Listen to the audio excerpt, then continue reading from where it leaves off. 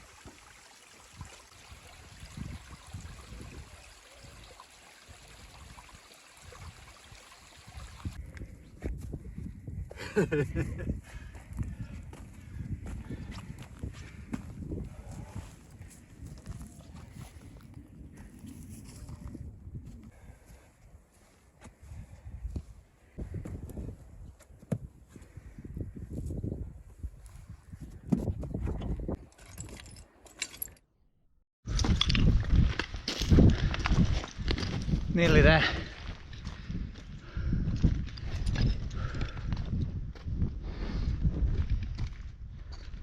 You can see some remains of miners' buildings already. Here's the view. Absolutely magnificent. It really is. And right here, that's the entrance to the mine that most likely are we going to be camping in there. We'll see. Let's take a closer look.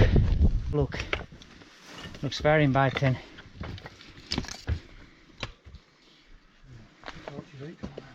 Yeah, we are going to need the torches obviously, because it gets dark in there, but it's so beautiful and inviting. Right, let's take a look. Oh, there's some sort of water tank there. Wow, you can see the original pipes that they use for driving compressed air down here toward the drills, and the original rails, all rusty as we can see.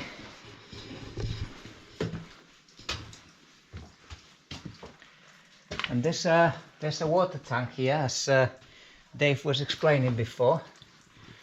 This is to supply water to the mountain rescue hut that we have seen further down. Wow, that's good. So we could have had an endless supply of water here, really, because I think this is pretty good drinking water. Yeah. And as we see straight ahead, the rails continue further in, and as expected it opens up quite big. Wow. It's pretty impressive, this. Oh, so there's been people that already settled here. This is rubbish. Oh, it's just rubbish. No, I don't think anyone would take a kitchen down here just to live down here, would they? I think it's rubbish out of the body. They just dump the rubbish out of the body, you think? Yeah. It's not very conscious of, you know, not the damage that it does, but just how ugly it is down here, but it's what it is. Well, we're gonna make it, I think, our place for the night. Let's find a dry place. That's the main thing. When you want to camp on the ground, you want somewhere that's dry, that there's not a lot of circulation of air, as in drafting. To the right? Yeah. Yeah?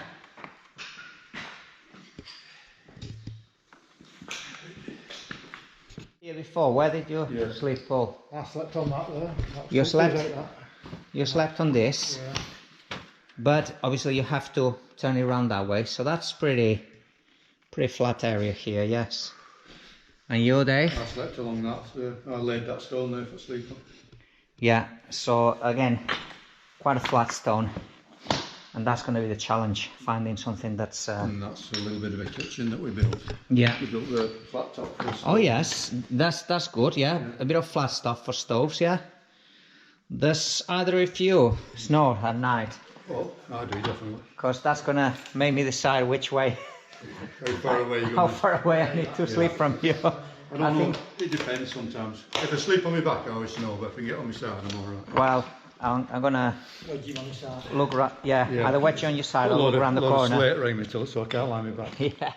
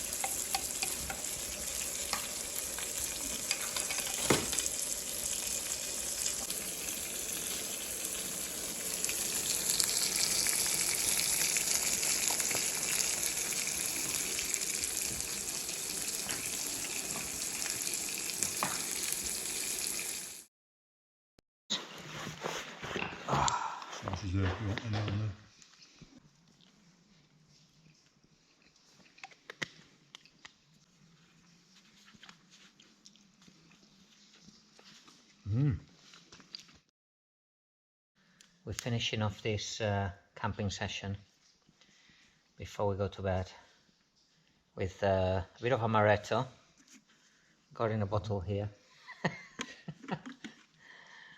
And some hobgoblin.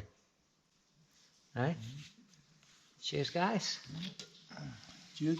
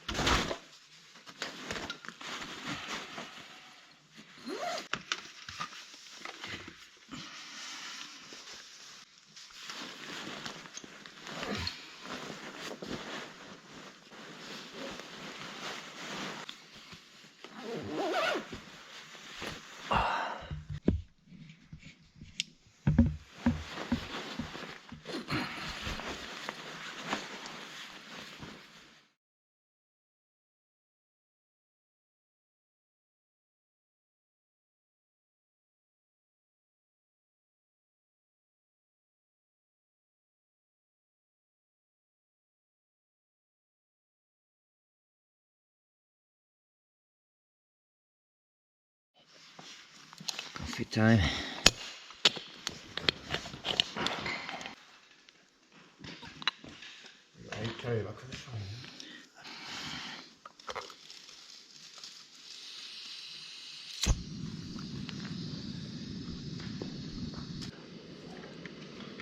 There he comes.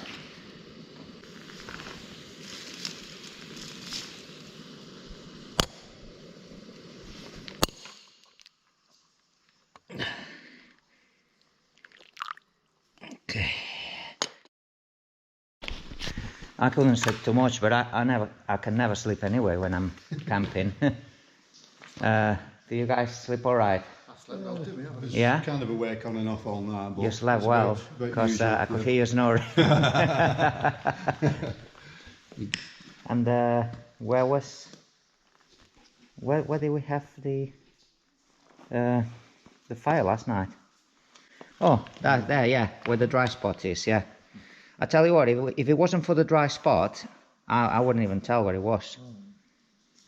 Just that tray of yours worked well to stop anything spilling. So guys, we're all packed, ready to the next explore. But before we leave this mine, we're gonna see the rest of it, which we haven't seen. And that's the entrance. You can see the daylight there, which we got on video, so I'm not gonna walk out and film it. And let's take a look, see what's ahead of us. Yeah. Yeah. So, we've got some a lot of spoil from the miners here. Quite a lot of collapse probably as well. And it goes down that way. That's the way we're gonna follow into a lower level. So what have we got here? Some of the older, as you can see the shape, triangular shot holes here. The thing in it, aren't it? Yeah. Yeah, there seems to be the drill they used to.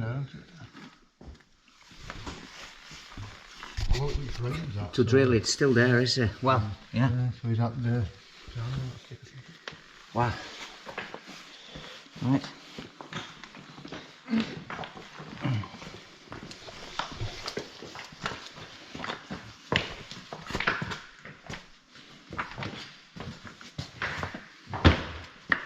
So quite a lot of a stack of deads here on either side of the way.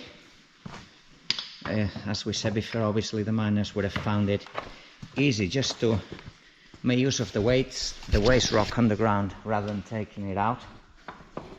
Wow, it opens very big here. Yeah, you've got some massive sections that come off the ceiling, peeled off the ceiling now. All right, yeah. Let's take a. See, that's one big section that's come from the roof, from the ceiling, is it? It's got to be a good, what, 10, 12 foot long, easy, over this stack of dead. So, and the stack of deads goes quite a long way down as well. It's got to be a good, well, 15 foot high, these stacks of deads. Probably goes even lower, does it? Goes right into the bottom corner. Yeah. Near 20 foot. Yeah. Yeah, quite a perspective here. Wow. The original foliage level.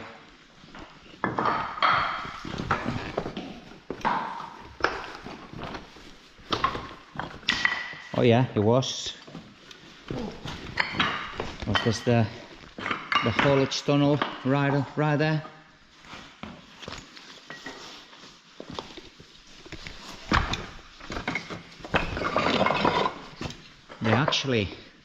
They actually use the stacks of deads basically to make the tunnel, and to be able to keep stacking deads on top of it, so they never had to haul the waste rock out of the mine. They just could stack it up here.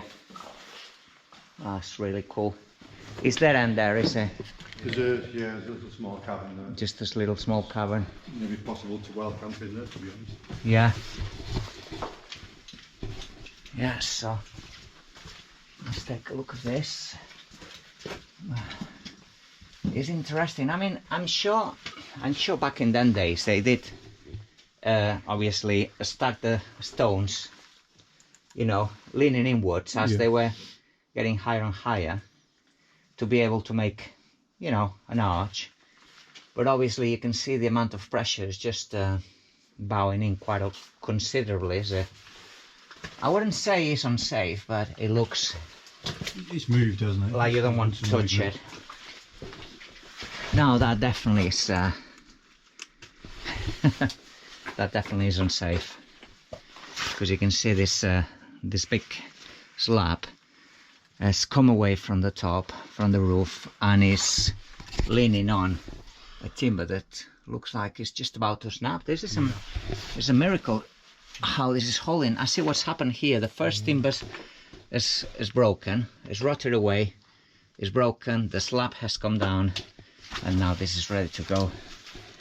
Yeah, just like a death trap, really. Wow. Cool.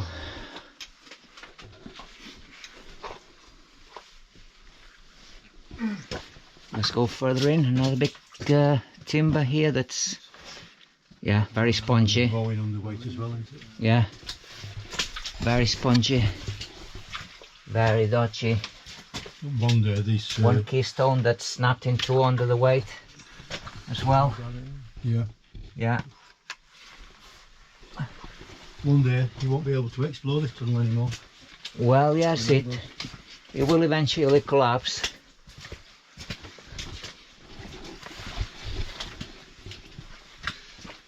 It's good to document it into why it's possible. Yeah. So you have slabs over the top just to finish the top of this, you know, level, and to be able to stack a lot of weight on it.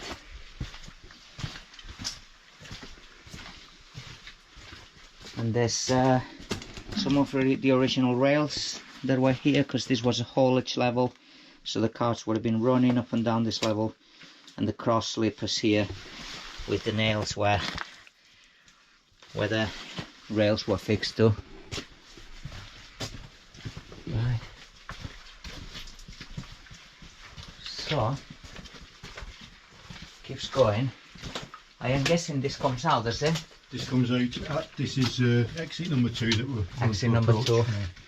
There's been one collapse here, as you can see, partly to blame possibly the timbers giving way and leaving this mess of boulders at the top. Let's move on.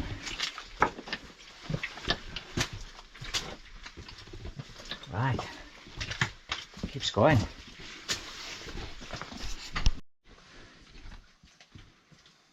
I mean,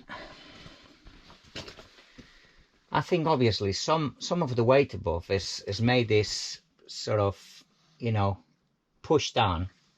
All these slabs have been pushing down with the weight above, which makes it look more enclosed. It closes in basically, but I don't know. It's hard to guess a level like this how long it's going to last, because it must have lasted way over a century. To give this structure a timeline, it's really hard.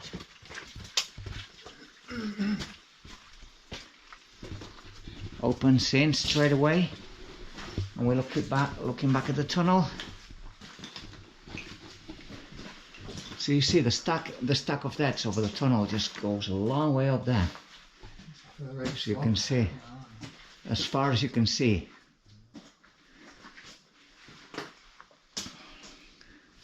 There's kind of a pocket up there, isn't there? You'd ever be able to get over the top of it. Oh right, yes. I've actually been up there, have I? There's a bit of a pocket. So all this above here, obviously, they were chambers that the miners worked. When they finished working, they just stacked them with the debts, and they still preserved the haulage tunnel, obviously, which was vital to be able to, you know, get material, get slabs in and out of the mine.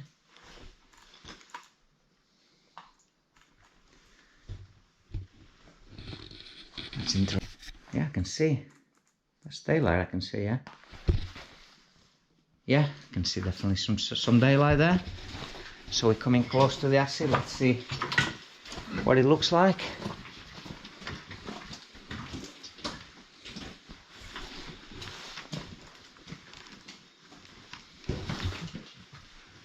And again, we have built a tunnel with a stack of deads and a lot of material that's come down from levels above. So really, they were not using much of the slate, so only a very thin bands, or relatively thin bands, compared to the waste material, were good to use, were they?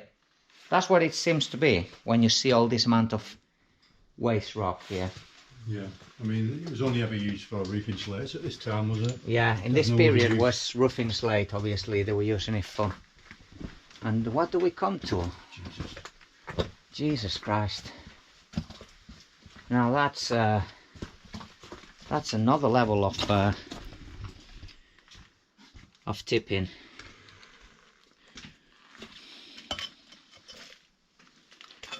It seems to be carbide lamp, maybe, not sure. Some sort of kettle, but it's like waste from very early, but probably mid 1900s. I mean, there's some interesting items, to be fair. I mean, this is a bed to carry injured people. Oh, as we say, obviously this one makes sense because the mountain rescue hut is just out there, is it? So they would have used this stretcher to carry, you know, injured people from the mountain, down the mountain. Yeah. But still, it's not the place to. It's not the place to dump all this. They just basically block the entrance in. With all this 3 years, isn't it? Metal and. Well, it's pretty sad to see this. Plastic bag, really. And obviously the tipping has continued over time because there's all sorts of items you can see from all different time periods, judging by the different state of rust on them. They even left place there. Jesus Christ. An old galvanised hot water tank there. Oh yeah, sorry. Yeah, that's a galvanised water tank. And a sink. else have we got? Bottles, all sorts. Oh, it's disgusting. Very liquid. Just general household rubbish everywhere, isn't it? It's pretty disgusting what they done to this mine.